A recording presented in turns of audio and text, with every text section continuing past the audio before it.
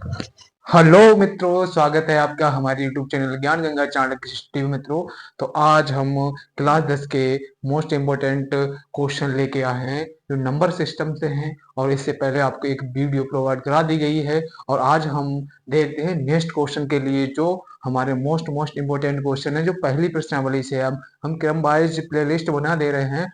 आपकी तैयारी बहुत ही शानदार तरीके से हो जाएगी यदि आप इन प्लेलिस्ट को पूरी तरीके से देखते हैं और साथ में इन क्वेश्चन को भी नोट करते हैं। तो मित्रों, हम करते हैं इस क्वेश्चन को हल। तो देखते हैं यहाँ पर।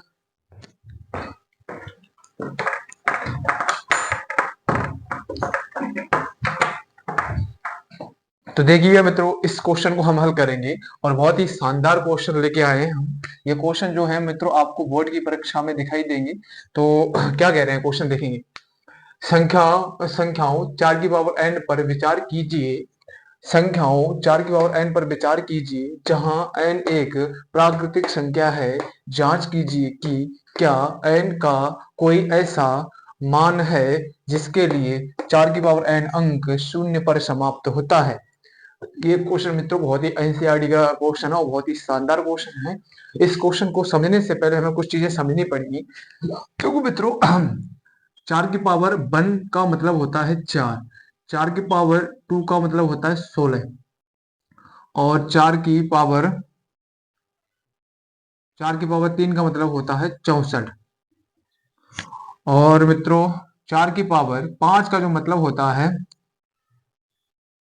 4 चौक 16, और हाथ से लेके 6 चौक 24 और एक 25, 256।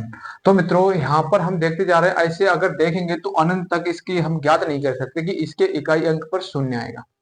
तो क्या करें मित्रों, जैसे हमारे पास में कोई संख्या है, जैसे मान के चलो 10 है। अगर 10 के हम अभाज्य गुणनखंड कर रहे हैं तो यहाँ पर क्या बन रहे हैं, 2 गुणा 5 बनेंगे आपके 10 के अभाज्य गुणनखंड। अगर मित्रों यहाँ पर जैसे मान के चलो 50 है हमारे पास में, तो 50 में क्या होगा, 2 गुणा 5 इसके अभाज्य गुणनखंड बन रहे हैं मित्रों।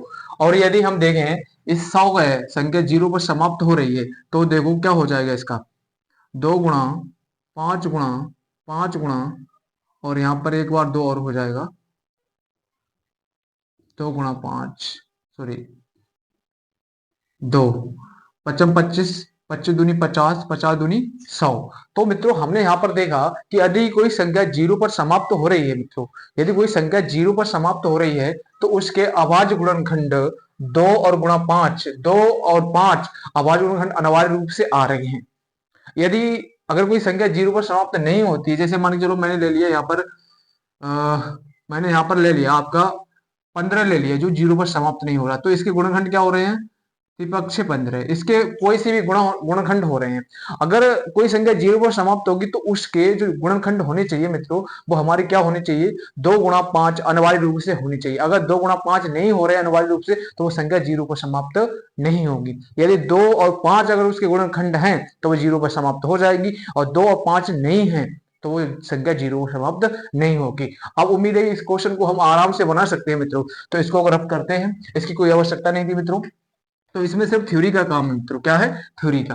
तो देखेंगे क्या है, हल करते हैं मित्रों।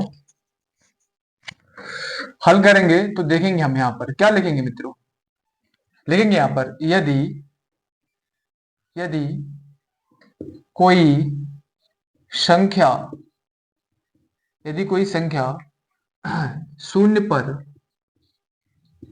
समाप्त समाप्त होती है तो उसके उसके अभाज्य गुणनखंड अभाज्य, एक मिनट मित्रों,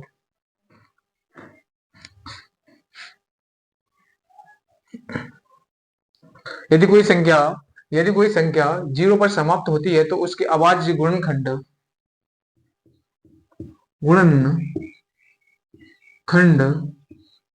में 2 गुणा 5 अनिवार्य अनिवार्य रूप से होता है। ये बात हमें यहाँ पर लिखनी पड़ेगी मित्रों। क्या ये बात लिखनी पड़ेगी, समझानी पड़ेगी। क्या समझानी पड़ेगी? यदि कोई संख्या 0 पर समाप्त होती है तो उसके अभाज्य गुणनखंड में 2 गुणा 5 अनिवार्य रूप से होता है। अब देखेंगे यहाँ पर, हम लेंगे यहाँ पर संख्या 4, 4 की पावर n। अगर इसके गुणनखंड करेंगे तो क्या 2 गुणा 2, इसे इस तरीके से लिखा जा सकता है, लिखा जा सकता है। अब देखो इसके में 5 कहीं पर आ ही नहीं रहा है मित्रों। इसके गुणनखंड हमने किए जब 4 के, तो 5 कहीं नहीं आ रहा है, तो हम क्या लिख देंगे, लिख देंगे चूंकि 4 की पावर n के अभाज्य गुणनखंड में अभाज्य गुणनखंड में अभाज्य गुणनखंड में 5 उपस्थित उपस्थित नहीं है। क्या है? 5 उपस्थित नहीं है। इसलिए इसलिए 4 की पावर n संख्या संख्या 0 पर समाप्त समाप्त नहीं होगी। तो इतनी बात मित्रों हमें लिखनी थी। क्या है? यदि कोई संख्या 0 पर समाप्त हो रही है तो उसके अभाज्य गुणनखंड जो 2 गुणा 5 होने चाहिए, और इसमें जो हमने 4 के गुणनखंड किए हैं मित्रों, तो वो 2 गुणा 5 नहीं हो रहे हैं। इसमें 2 तो हो रहा है परंतु 5 नहीं हो रहा है। तो उम्मीद है ये क्वेश्चन आपको समझ में आया होगा। ये आपको थ्योरी लिखनी है, इंपॉर्टेंट है क्वेश्चन, शानदार और जानदार क्वेश्चन है। तो इसको स्क्रीनशॉट लीजिए, फिर हम आगे चलते हैं मित्रों।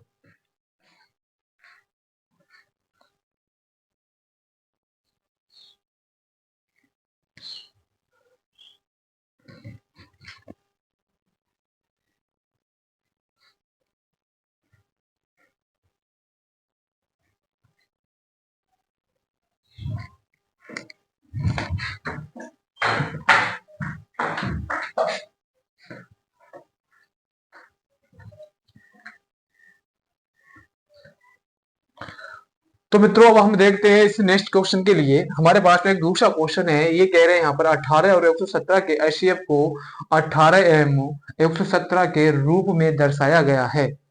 एम का मान ज्ञात कीजिए, साथ ही 18 और 117 का एलसीएम ज्ञात कीजिए। ये क्वेश्चन हमारे लिए दे रखा है और बहुत ही शानदार जानदार क्वेश्चन है मित्रों। तो हम इसको करते हैं, बड़े ही ध्यान से सुनिए मित्रों कैसे इसे हल करना है। देखेंगे 18 है हमारे पास में, और क्या है 117 है। इनके हम क्या करें, अभाज्य गुणनखंड कर लें मित्रों। क्या करेंगे, अभाज्य गुणनखंड। तो सबसे पहले छोटी संख्या से काटते हैं, 2 से काटेंगे, 2 नियम 18, फिर 3 से काट देंगे, 3 तिया 9, फिर 3 से काटेंगे, 3 एकम 3, और दूसरी क्या है, अब फिर हम इसे संख्या को 3 से काट सकते हैं, 3 तिया 9 और 3 नियम 27, फिर 3 से कट सकती है संख्या। क्या हो जाएगा देखते हैं।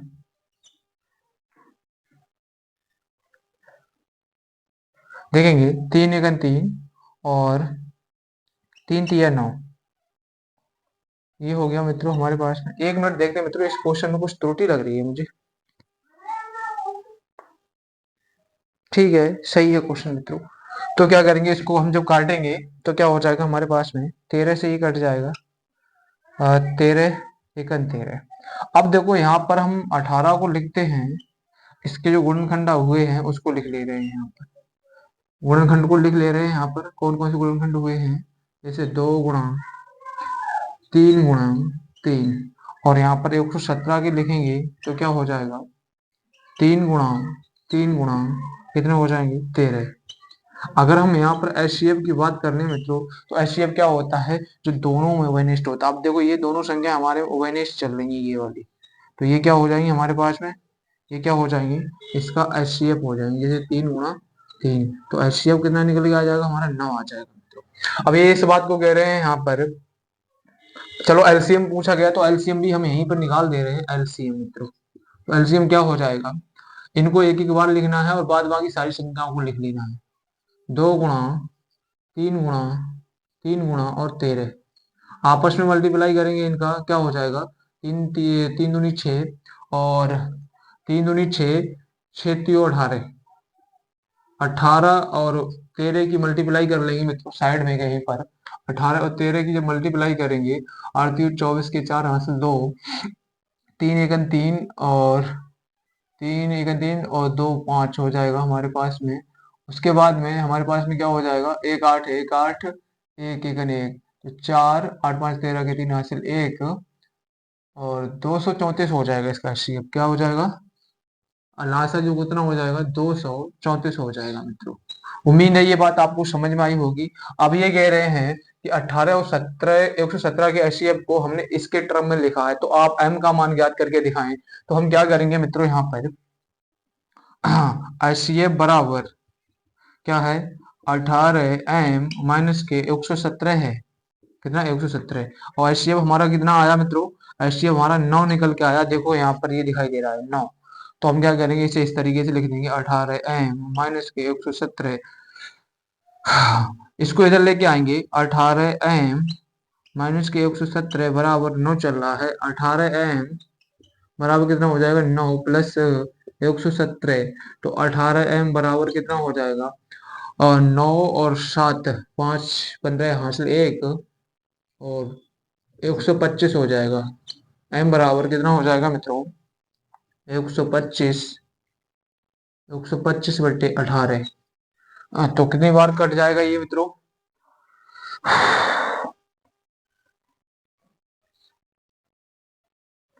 तो इसे अगर काटेंगे हम तो कितनी बार कट जाएगा, देख लो काट के एक बार।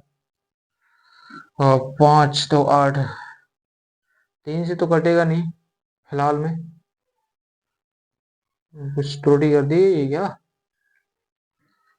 1 मिनट, 1 मिनट। अगर मित्रों हम इसको डिवाइड देंगे, हमारे पास में 125 बट्टे 18 चल रहा है, अगर हम इसको डिवाइड करेंगे तो m का जो मान निकल के आएगा 125 बट्टे हमारे पास में जो निकल के आएगा 18, इसको भाग दे देंगे तो हमारे पास में कितना आ जाएगा, 7 आ जाएगा, m बराबर 7। ठीक है, उम्मीद है ये मित्रों क्वेश्चन आपको समझ में आया होगा, और ये मोस्ट इंपोर्टेंट क्वेश्चन थे। अब हम नेक्स्ट क्वेश्चन की तरफ चलेंगे मित्रों। ये शानदार और जानदार क्वेश्चन थे, इनमें कुछ जान थी। तो हम चल रहे हैं नेक्स्ट क्वेश्चन की तरफ मित्रों, इनको करेंगे रफ। तो मित्रों ये हैं हमारे मोस्ट इंपोर्टेंट क्वेश्चन, दो दो क्वेश्चन और लेके आए हैं हम, और देखेंगे इन क्वेश्चन को क्या कह रहे हैं ये क्वेश्चन। देखेंगे ध्यान पूर्वक मित्रों, बहुत ही शानदार जानदार क्वेश्चन है। इस तरीके के क्वेश्चन आपके यूपी बोर्ड में देखने को मिल सकते हैं। तो कह रहा है यदि HCF बराबर 225 60 और 225 इंटू 5 माइनस के 10x हो तो x का मान ज्ञात कीजिए मित्रों। तो हमारे पास में ये संख्याएं दे रखी हैं और कई इसे HCF के रूप में लिखा गया है मित्रों। तो हम क्या करेंगे, सबसे पहले इन संख्याओं का HCF निकालेंगे। कौन सी, 225 और दूसरी क्या है हमारे पास में 60 है। तो इनका हम क्या करेंगे, HCF निकालेंगे मित्रों। क्या करेंगे, HCF निकालेंगे। तो देखो इसको हम काटेंगे, ये संख्या 3 से कट रही है, तो 3 से काट, 3 7 21 त्रिपक्ष 15, और इसको फिर काटेंगे, 3 से कट जाएगी हमारी, और 3 दूनी 6 त्रिपक्ष 15। फिर अगर हम काटेंगे तो ये 5 से कटेगी, 5 25 और 5 एकन 5। इसको काटेंगे तो 2 से कट जाएगी, 2 3 6, फिर 2 से कट रही है, 2 एकन 2 पंजे 10। अब ये 3 से कटेगी, त्रिपक्ष 15। अब ये 5 से कटेगी, 5 एकन 5। तो मित्रों ये संख्या के हमने अभाज्य खंड कर लिए। अब हम क्या करेंगे, इसका HCF निकालेंगे मित्रों। तो देखेंगे 225 बराबर 3 गुणा 3 गुणा 5 गुणा 5 लिखा जा सकता है।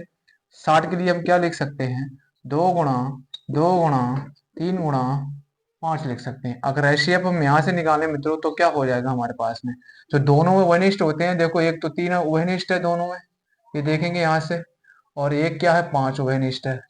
तो यही हमारा क्या हो जाएगा, HCF। तो 3 गुणा 5 बराबर कितना हो जाएगा, 15 हमारा HCF हो जाएगा मित्रों। उम्मीद है ये बात समझ में आई होगी आपको। अब ये बता रहे हैं कि हमें इस टर्म को जो लिखा गया है, HCF बराबर लिखा गया है 225 इंटू 5 माइनस के 10x, इसे इस तरीके से लिखा गया है मित्रों। तो HCF हमारा कितना निकल के आया, 15। तो हम यहाँ पर 15 लगा देंगे, इनकी आपस में मल्टीप्लाई कर लेंगे।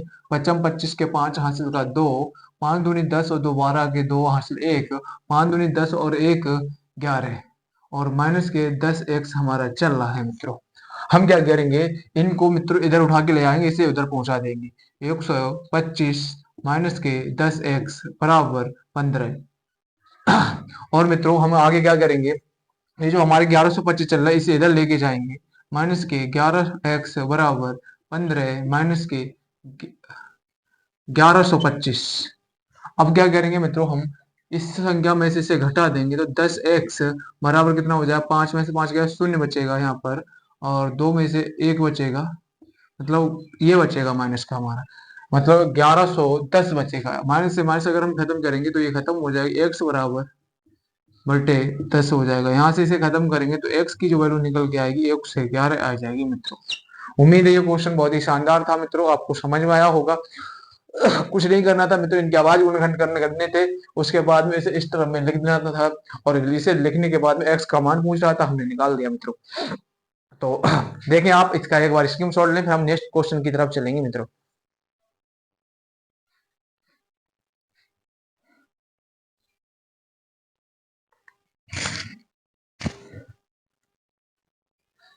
तो मित्रों अब हम इस क्वेश्चन को देख ले रहे हैं, कितना शानदार और प्यारा क्वेश्चन दे रखा है। इन्होंने कहा है कि व्याख्या कीजिए कि 7 गुणा 11 गुणा 13 प्लस 13 और 7 गुणा 6 गुणा 5 गुणा 4 गुणा 3 गुणा 2 गुणा 1 गुणा प्लस 5 भाज्य संख्याएं क्यों हैं। अब पहली बात तो, कोई भाज्य संख्या होती है तो क्यों होती है, तो उसके इकाई अंक पर 0 2 4 6 8 आता है तो वो संख्या क्या हो जाती है, हमारी भाज्य संख्या हो जाती है मित्रों। तो यही बात बतानी है, तो हम इसको हल करते हैं समय न गंवाते हुए मित्रों। तो देखेंगे यहाँ पर हमारे पास में दो क्वेश्चन है, एक ये एक उधर है। तो 7 गुणे 11 गुणे 13 प्लस के 13, इसमें से मित्रों हमें एक चीज दिखाई दे रही है, यहाँ पर 13 हमारे लिए कॉमन दिखाई दे रहा है, तो 7 × 11 और क्या चल रहा है इंटू 1 प्लस क्या चलेगा 1, इसे इस तरीके से लिखा जा सकता है। तो हम क्या करेंगे, इनकी आपस में मल्टीप्लाई कर देंगे मित्रों, तो क्या हो जाएगा 11 × 7 = 77 प्लस 1। अब जब इनके आपस में मल्टीप्लाई करेंगे एक जुड़ जाएगा, यहाँ पर 78 हो जाएगा। इनकी 13 की और 78 की गुणा कर ले रहे हैं मित्रों अलग, 78 और 13, 8 3 24 के 4 हो जाएगा मित्रों, हासिल 2, 7 3 21 21 2 22 हो जाएगा। उसके बाद हम क्या करेंगे, एक की गुणा करेंगे यहाँ पर तो 8 हो जाएगा और यहाँ पर 7 हो जाएगा, यानी कि 4 10 और क्या हो जाएगा 1004 हो जाएगा। हमारे पास में कितना हो जाएगा मित्रों, 1004 हो जाएगा। अब इकाई अंक क्या है इनका, 0 है, सॉरी 4 है, तो ये संख्या क्या हो जाएगी, भाज्य संख्या क्यों है। तो लिख देंगे, इस बात को ये पूछ रहे हैं कि भाज्य संख्या क्यों, लिखेंगे क्योंकि इकाई अंक 4 है इसलिए 1004 भाज्य संख्या है, भाज्य संख्या है। ये बात मित्रों हमें लिखनी पड़ेगी, ठीक है। अब आगे ये क्वेश्चन दे रखा है दूसरा यहाँ से मित्रों, तो हम इस क्वेश्चन को करेंगे यहाँ पर दे रखा है 7 × 6 × 5 × 4 × 3 × 2 प्लस 5। ये हमारे पास में दूसरा क्वेश्चन दे रखा है, इसी का ही भाग है। तो हम क्या करेंगे, इसमें हमें दिखाई दे रहा है 5 कॉमन मिल रहा है समय, तो हम क्या करेंगे 5 को उभयनिष्ठ ले लेंगे, 7 बचेगा, 6 बचेगा और 4 बचेगा, 3 बचेगा और क्या बचेगा 2 बचेगा और 1 बचेगा प्लस बचेगा 1। अब इनकी आपस में मल्टीप्लाई कर देंगे मित्रों, तो क्या हो जाएगा 4 3 12 12 दूनी 24 और इधर 24 हो जाएगा हमारा, प्लस 1 चल रहा है और 7 6 42 हो जाएगा। इनकी जब आपस में मल्टीप्लाई करेंगे 42 और 24 की, तो क्या हो जाएगा 42 और 24 को आपस में मल्टीप्लाई करेंगे तो 4 दूनी 8, 4 चौक 16, 2 दूनी 4 और 4 दूनी 8, 8 10 ऊपर 10। उसके बाद में हम क्या करेंगे, इसमें एक जोड़ देंगे और जब एक जोड़ेंगे तो 9 1009 हो जाएगा। फिर इसकी 5 से जब मल्टीप्लाई कर देंगे मित्रों तो क्या हो जाएगा 9 पंजे 45 के 5, हासिल क्या हो जाएगा 45 के 4500, 0 5 1 5। तो हमारे पास में जो फाइनल इसका आंसर बन के आया मित्रों 5045। अब ये पूछ रहे हैं कि भाज्य संख्या क्यों है, अब ये भाज्य संख्या नहीं है, अब लिख दो क्योंकि क्योंकि संख्या के अंक, संख्या संख्या का इकाई अंक, इकाई अंक, इकाई अंक कैसा है? 5 है। इसलिए संख्या, इसलिए संख्या भाज्य नहीं है, भाज्य नहीं है। उम्मीद है मित्रों ये क्वेश्चन आपको समझ में आए होंगे। ये आपके यूपी बोर्ड की परीक्षाओं में कई बार क्वेश्चन पूछे जा चुके हैं। तो आप यहाँ तक स्क्रीनशॉट लें, फिर हम नेक्स्ट क्वेश्चन की तरफ चलते हैं मित्रों।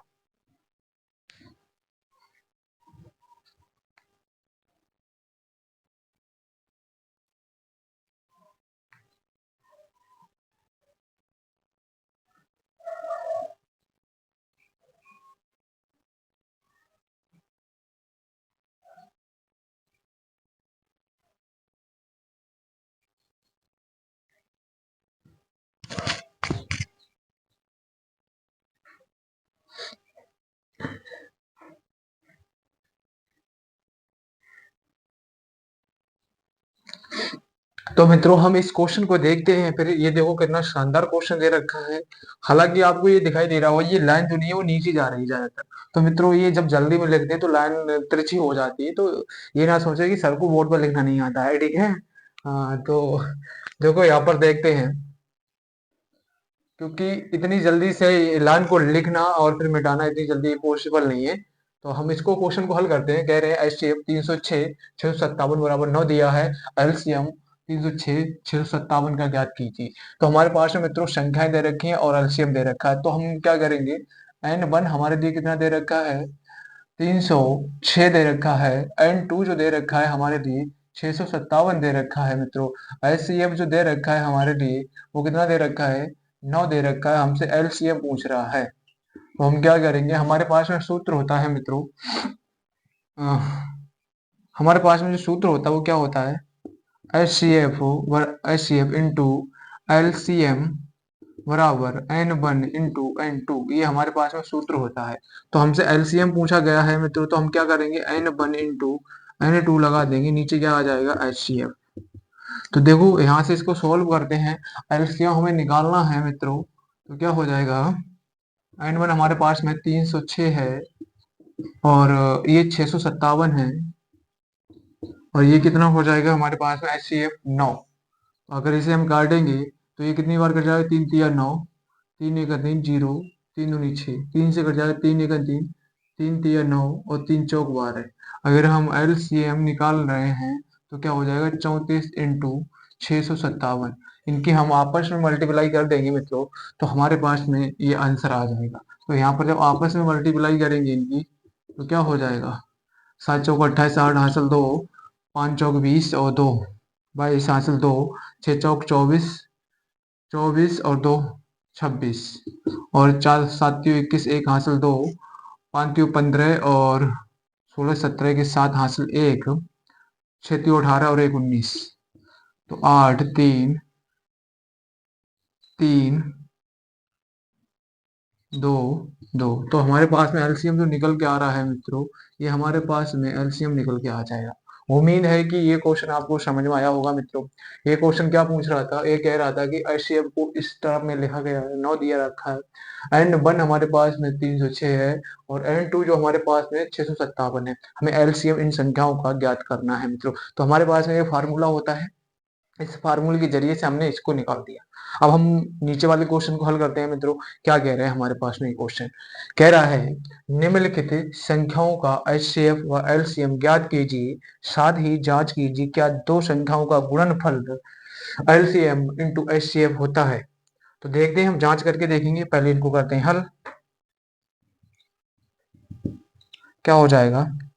26 के और अगर हम 91 के गुणनखंड करेंगे तो क्या हो जाएगा? 2 से काटो, 2 एक 2 2 3 अच्छे, ये 13 से कट जाएगा, 13 एक 13, ये 13 से ही कटेगा, 3 से कट जाएगा, नहीं कटेगा, 73 91, और ये 7 से, 7 एक 7। 91 बराबर कितना हो जाएगा? 13 गुणा 7। और अगर हम 26 को लिखें तो ये क्या हो जाएगा? 2 गुणा 13। अगर एचसीएफ की बात करें मित्रों यहाँ पर तो क्या हो जाएगा एचसीएफ हमारा? एचसीएफ जो हमारा हो जाएगा, दोनों वनिष्ठ होता है तो 13 दोनों वनिष्ठ है तो 13 हमारा एचसीएफ हो जाएगा मित्रों। बात करें अगर एलसीएम की, तो एलसीएम हमारा क्या हो जाएगा, एलसीएम जो होगा हमारा वो क्या हो जाएगा मित्रों, 13, 7 × 2 और इंटू 13, 7 × 2 = 14 हो जाएगा और 13 इनकी आपस में जो मल्टीप्लाई करेंगे मित्रों तो क्या होगा, 13 × 26 33 33 चौक 52 के 2 हासिल 5, 13 1 13, 13 और 5,